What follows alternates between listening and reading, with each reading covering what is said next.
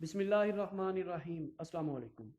आज हम बात करेंगे जेफ बेजोस के बारे में। आज वो दुनिया का सबसे ज़्यादा अमीर तरीन आदमी है। आज उसका दुनिया में पहले नंबर पर शुमार होता है। मेरी वीडियो को स्किप मत कीजिएगा, आपको उसकी ऐसी बातें बताऊंगा जिसकी वजह से वो आज दुनिया में सबसे ज़्यादा अमीर है। अगर आप 125 कंट्रीज जिसमें छोटे और बड़े ममालिक की जीडीपी को मिलाएं तो इतनी जीडीपी सिर्फ जेफ बेजोस की है। एक आदमी इतना बड़ा एक छोटे से गिराज से लेकर अमेज़न तक कैसे कमा जाता है, आज मैं आपको उसकी ऐसी बातें बताऊंगा जो उसे जमीन से उठाकर दुनिया में सबसे ज्यादा अमीर बना दिया है। कुछ तो ऐसी स्ट्रेटेजी, माइंडसेट, थॉट प्रोसेस होगा। जेफ बेजोस ने क्या किया? जेफ बेजोस टाइमली अच्छे प्रोडक्ट बिल्ड करते गए और नई नई कंपनियां खरीदते गए और अपना पर्सनल पैसा इन्वेस्टमेंट करते गए, जिससे उसका नेटवर्क ग्रोथ बढ़ता गया। जेफ बेजोस ने जहां पर इन्वेस्टमेंट की उसमें गूगल, उबर, ट्विटर, वर्ल्डे, ग्राइल, लुकआउट शामिल है। और जहां पर उसकी कंपनी ने इन्वेस्टमेंट की उसमें homegrocer.com, bankbazaar.com, easybar.com, wine.com और जो अमेज़न ने कंपनीज परचेज भी की उनमें होल फूड्स, ट्विच, आयोडिबल, ज़ेपोस, IMDP और द वाशिंगटन डीसी शामिल है। अमेज़न जो अपने कस्टमर्स को सर्विसेज प्रोवाइड करता है उसमें amazon.com, amazon.prime, amazon game studio, amazon video, amazon.music, amazon गो, amazon Kindle, amazon services, amazon wireless शामिल हैं। जेफ बेजोस पैदा हुआ था जनवरी 1964 में। इन्हें बचपन में ही पढ़ने लिखने का बहुत शौक था। मर्चेंट बैंकिंग में बहुत जल्द ही वाइस प्रेसिडेंट बन गए। 1990 में इन्होंने सोचा कि इंटरनेट का दौर आने वाला है, दुनिया बड़ी तेजी से बदलने वाली है, बैंकिंग में फिर दोबारा भी आ सकता हूँ, ये वक्त हाथ से निकल गया तो फिर इसे दोबारा नहीं पकड़ पाऊंगा। उन्होंने बैंक की जॉब से रिजाइन किया, फिर अपनी नई कंपनी बनाई जिसका नाम अमेज़न दिया। ये कंपनी ऑनलाइन बुक सेल करने वाली ने अपना IPO 1997 में ही निकाल दिया। शुरू में इसने बहुत अच्छा सर्वाइव नहीं किया और बहुत दफा नाकाम हुई। ये उन कंपनीज में इसका शुमार होता है जिन्होंने 2,000 पर नुकसान को बर्दाश्त किया और फिर इसे आगे निकलकर नई नई प्रोडक्ट ऐड करते गए, जिनमें books, DVD, Amazon web services, electronics, toys और म्यूजिक वगैरह शामिल है। अब हम उसकी उन बातों की तरफ बढ़ते हैं जिसकी वजह से वो आज दुनिया में सबसे ज्यादा अमीर तरीन आदमी है। वो क्या कहता है कि यानी कि कस्टमर बादशाह है और मैं उसका नौकर।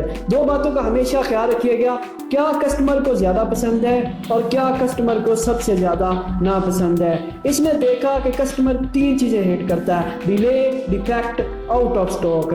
कस्टमर को देर से माल पहुंचे तो वो फिर भी नॉट एग्री होगा, अगर माल ही खराब पहुंचे तब भी वो नाराज होगा, नॉट एग्री होगा। आउट ऑफ स्टॉक, माल है ही नहीं, वो फिर भी आपसे नाराज है। दूसरा पॉइंट, ये मेरे 7 लाख वर्कर, ये मेरे 8 करोड़ कस्टमर का ध्यान रखने के लिए है। ये कंपनी क्या करती है? सेम डे डिलीवरी देती है, यानी सुबह आपने ऑर्डर किया है और दोपहर को माल आपके घर पर।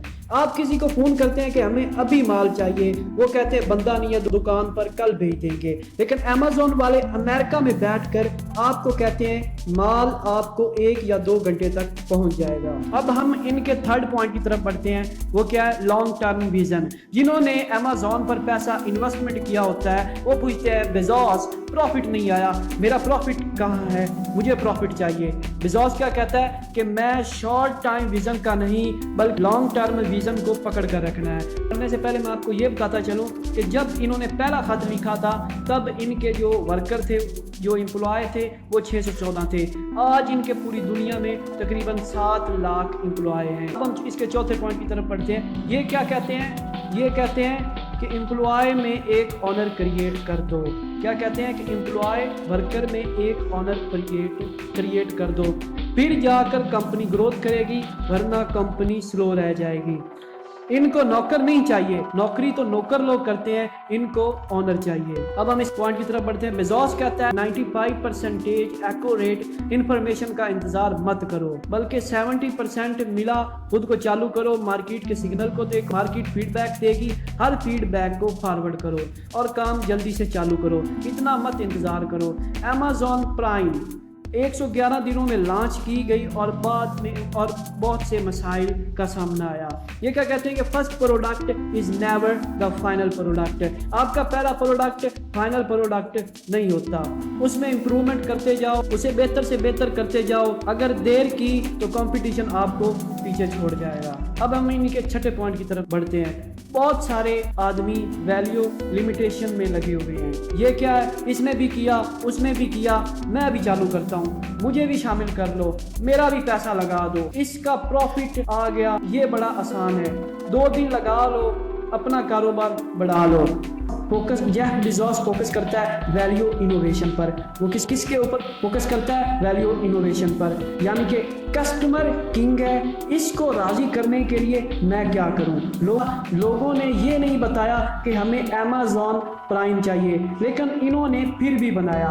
इन्होंने इनोवेट करके ये दुनिया में सबसे ज़्यादा फास्ट मूवर बन गए। रिकवरिंग रेवेन्यू आया, लॉयल कस्टमर यानी कि एक कस्टमर यानी कि कस्टमर साल का पैसा देकर इनके पास रुक गया, कस्टमर रिटेंशन आई।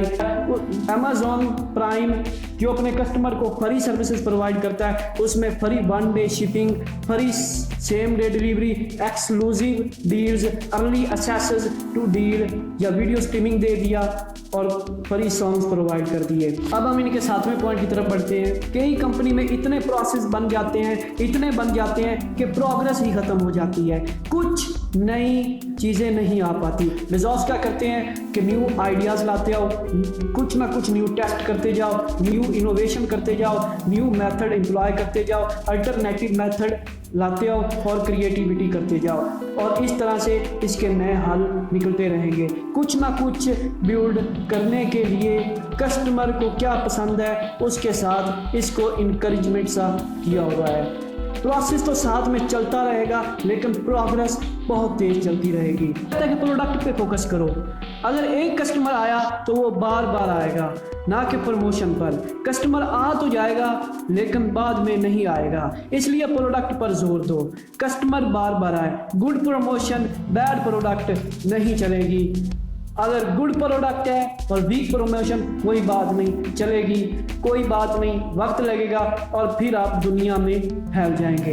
अब हम बढ़ते हैं 10वें पॉइंट की तरफ। इन्होंने मास्टरी की हुई है फेलियर में। ये क्या कहते हैं कि अच्छा प्रोडक्ट बनाकर सो जाओ तो तब भी खतरनाक है, और अगर खराब प्रोडक्ट बना के सो जाओ वो सबसे ज़्यादा खतरनाक है। ये क्या करते हैं, कोर्सेज करेक्शन करते जाओ, छोटे छोटे फेलियर का टेस्ट करते जाओ और ज़्यादा फेल हो जाओ, लेकिन साथ साथ कोर्सेज करेक्शन करते जाओ। ये नहीं कि आप फेल होके बैठ जाओ, बल्कि साथ साथ कोर्सेज करेक्शन करते जाओ। दुआओं में ज़रूर याद रखिएगा। मैं इजाज़त चाहता हूँ। अल्लाह।